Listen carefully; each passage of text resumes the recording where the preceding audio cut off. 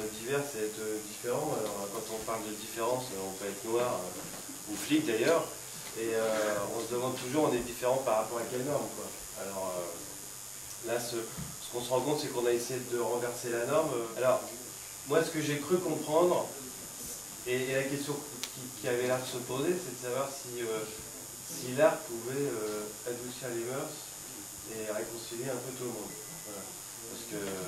Parce que ça fait une sorte de mise en abîme d'ailleurs, parce que nous, on vient là pour regarder une pièce sur la diversité et la tolérance de l'autre, et on se demande dans la pièce si ça peut, notamment avec le poème de... Oui, un peu de silence.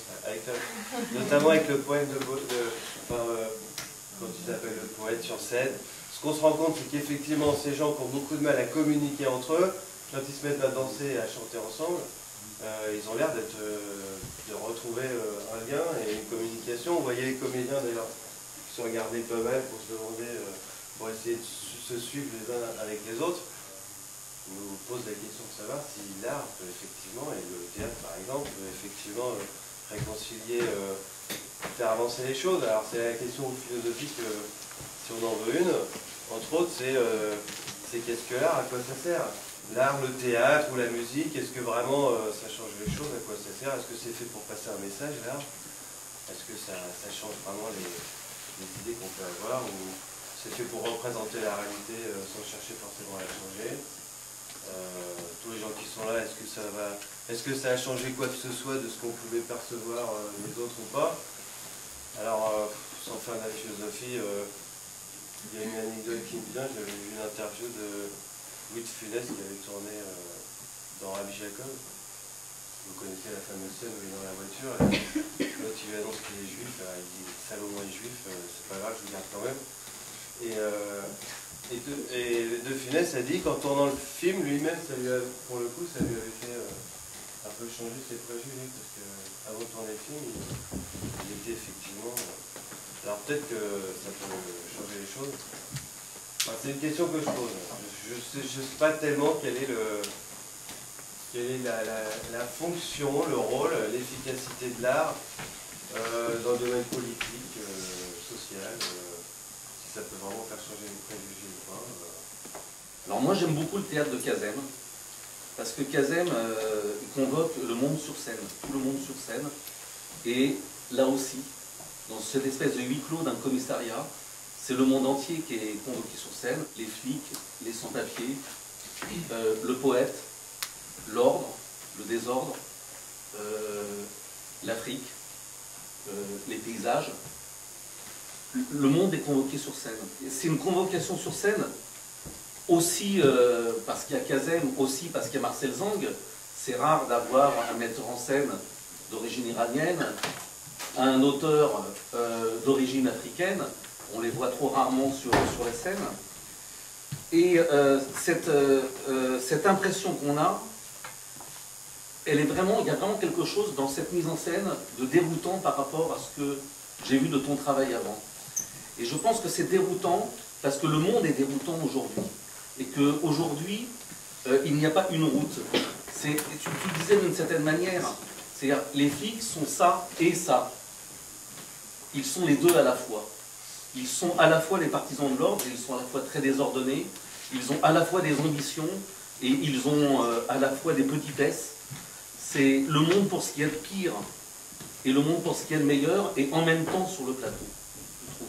Tout le monde, avec derrière les fantômes du monde, ceux qui ne sont pas là, peut-être les femmes, et tous ceux qui devraient être convoqués sur scène. Et alors, il y a une chose qui est, que je trouve assez marquante, c'est la métaphore grecque qui est dans toute ta pièce. Par exemple, ça commence comme une tragédie grecque. On dit il va y avoir un mort.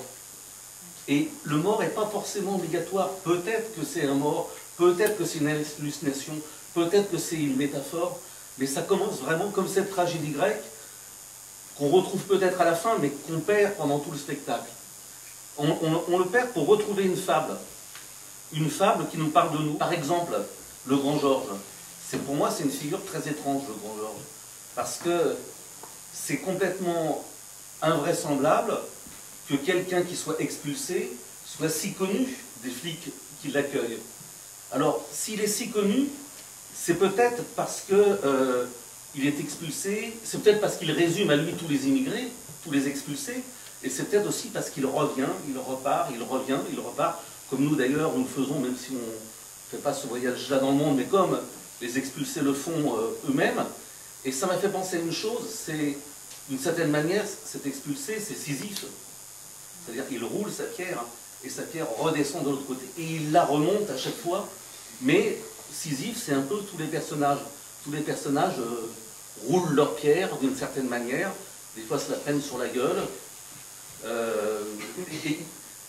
Ou alors, comment tous ces personnages qui sont tellement différents, la diversité, ils font quelquefois chœur sur scène. Chœur comme le chœur grec. C'est-à-dire comment ils parlent au nom de la cité, mais avec quelque chose qui est particulier aujourd'hui, quelque chose qui est particulièrement dissonant et qu'on a besoin de remettre en harmonie. Alors là, moi, je partage complètement ce que tu dis sur la figure du poète,